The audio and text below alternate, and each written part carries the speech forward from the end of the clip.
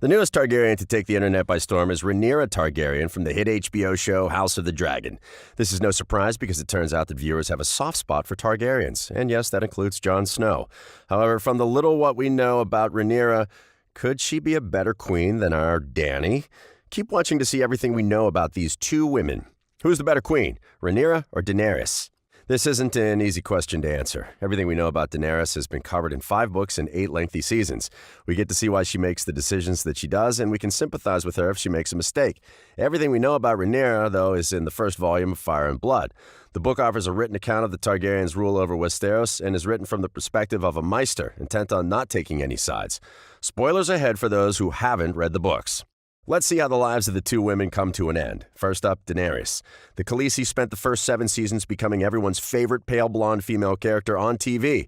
We couldn't wait for the moment that she would be crowned queen of everything. However, Season 8 has something else in store for us. Viewers notice Daenerys losing her head about becoming the queen, and when faced with the biggest moment of her life, i.e. killing Cersei, she instead decides to burn the rest of the kingdom, except Cersei. Things don't get better for our hero-turned-villain. After burning all of King's Landing, she goes mad or evil, maybe both. She claims she killed them all to free them from their oppressive ruler. I don't know about you, but I'd rather live under an oppressive ruler than not live at all. The turn of events is particularly unbelievable when you recall that the Mother of Dragons had spent a good portion of her time freeing slaves and ensuring people were treated well. So to see Daenerys show no remorse after leading the massacre was shocking, to say the least. Daenerys' fate turns out to be wildly different than any of the viewers had imagined. Instead of being the best ruler that Westeros would ever see, she instead is killed by her lover-nephew Jon Snow. Viewers have continued to love the character, as the majority of them believe the fault to be that of the show's creators. The sudden shift in her personality came too quickly and left everyone reeling. It's hard to call her a good ruler when she killed everyone that she was meant to rule. Let's hope George R.R. Martin has a more reasonable arc for our Rhaenyra.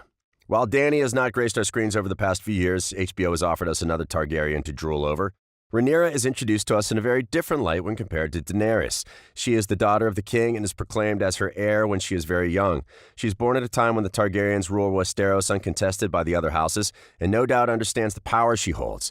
This is very different from Daenerys, who had a troubled childhood, living with a physically and emotionally abusive brother, running from one home to another. Stick around to see if Rhaenyra fares any better. However, Rhaenyra's arc isn't any less complicated. If the spin-off show follows the sequence of events as narrated in the book, viewers are in for quite a shock. The bold and brave girl will meet a grisly end when she will be eaten by her stepbrother's dragon. However, the show is taking creative liberties while telling the story, so it's possible that the show could try to make up for Game of Thrones' final season and finally let us see a female ruler receive a happy ending, except Sansa, of course.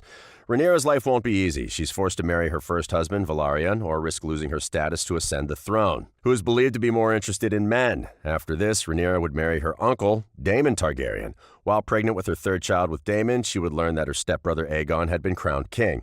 The news causes her to lose her child, and she too crowns herself queen. Rhaenyra's succession to the throne would have been less complicated had her father Viserys I offered more support. During her early years, she saw her father worry constantly about being unable to have a male heir. When his brother seems to have become a threat to his throne, he hastily announces that Rhaenyra would be his heir. However, he eventually would have 2 sons with his second wife. When asked who of all of his children would ascend to the throne, Viserys not only avoided answering the question, but pushed people out of his court when pushed to do so. Rhaenyra would eventually go to war against her stepbrother, despite being offered the option to stay behind and rule Dragonstone. From what we can see, Rhaenyra was the rightful heir to the throne. She was Viserys' eldest child and had proved herself to be a sharp individual. However, she decides to wage war to earn her throne, and in the process, loses her son. King's Landing falls to her, and Rhaenyra would go on to rule for half a year. Rhaenyra would arrive on her seat, unable to hold on to that power. Due to her rising paranoia and absurd decisions, she gradually lost the support of the other houses and would flee to Dragonstone, where a nasty surprise was waiting for her. Her stepbrother would feed her to his dragon, and there ends Rhaenyra's story. While both women had complex lives that are hard to judge, we believe that Daenerys is the better ruler. Thankfully for us, we may be offered an alternate end by George R.R. Martin, where Daenerys doesn't spontaneously start acting like her alter ego. Not just that, her time as a Khaleesi is the perfect example of how a good leader should behave. Unfortunately, the ruling is no easy task. The young Daenerys, however, puts in all her effort to do what is right for the people. Her motives to rule the kingdom are much nobler than Rhaenyra's, who only wants the crown because she feels she's entitled to it. Which moments stand out in Rhaenyra's story? House of the Dragons is offering a much more in-depth look at Rhaenyra so that we may decide for ourselves whether or not she's a good leader. Moments from the first episode show you a myriad of facets that make the girl who she is. Her haughty demeanor is understandable. She's the only child of the king and has lived with all the luxuries that royalty can imagine. She's dressed finely and is gifted with expensive presents, as most princesses are wont to do. But she's also clever. While the king and his court try to ease Corley's rising anger, she is the only one he seems interested to hear. The reason that moment stands out is that Rhaenyra is only present at the small council meetings as a cupbearer. She's expected not to interfere with the matters being handled. To speak up in a room of vastly older men, all of whom are not interested in the opinions of a woman, shows courage on her part. Not only that, but her plan seems better, albeit much harsher, than the king's own. The actor, Amelia Alcock, also does a wonderful job portraying the calm and almost mystical character. She is silent and her face doesn't give away much emotion. But it's refreshing to see a character that you can't place. Her voice in the meeting is sure, and it's clear she has pondered over the matter, proving that she has what it takes to be in that council as the king's future heir. Rhaenyra's boldness is once again brought up in the second episode of the season. Viserys' son passed away, and Daemon was heard to be mocking the dead child, the heir for a day. Upon learning about his brother's insolence, Viserys banishes him to Dragonstone. 6 months pass, and Viserys learns that a dragon egg has gone missing. Turns out Daemon has stolen the egg for his child. Viserys wonders how to deal with the matter and sends his hand to deal with the matter, after which Rhaenyra steps in. Before either man can kill the other, Rhaenyra arrives on her dragon to inform Daemon that she is the Princess of Dragonstone. "That's my castle you're living in, uncle." That's badass. You may be thinking that anyone with a dragon can afford to be bold, but let's not forget a crucial point. Rhaenyra may have used the dragon to intimidate one of the most feared men in the kingdom, but never loses her cool. Unlike the Targaryens we know who burn people without a second thought, Rhaenyra has confidence in her status. She has calculated that Daemon won't hurt her because Viserys would destroy him once and for all. She takes the dragon egg back without any loss of life. Game of Thrones has majorly portrayed people as cruel. Rhaenyra understands the power she holds and the pieces in the ongoing Game of Thrones that everyone is playing. In this matter, she differs greatly from Daenerys, who, while a good leader, often lets her emotions take the better of her. What do we know about Daenerys? Daenerys Targaryen's introduction in Game of Thrones, portrayed by Emilia Clarke, will go down as one of the best in history. The moment Daenerys graced our screens, you couldn't help but feel for her. It's impossible not to hate her brother, who turns out to be one of the first characters in the show that are simply the worst. When she is sold to Khal Drogo, we take a sigh of relief when we learn that he isn't the monster that most of us feared him to be.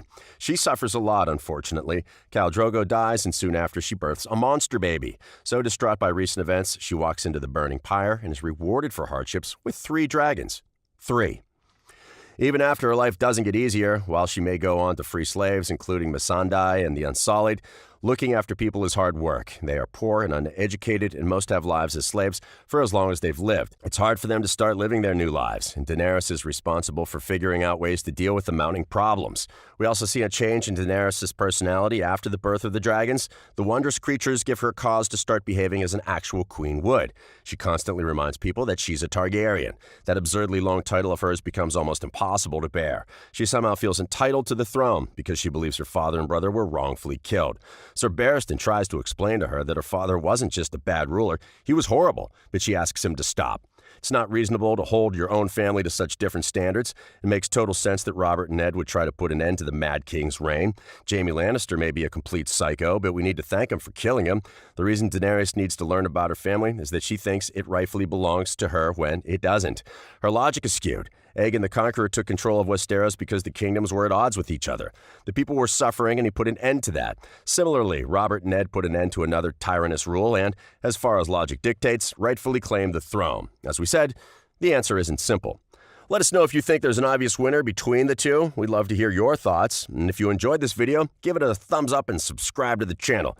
If you'd like to see more Game of Thrones content, let us know in the comments below. And thanks for watching.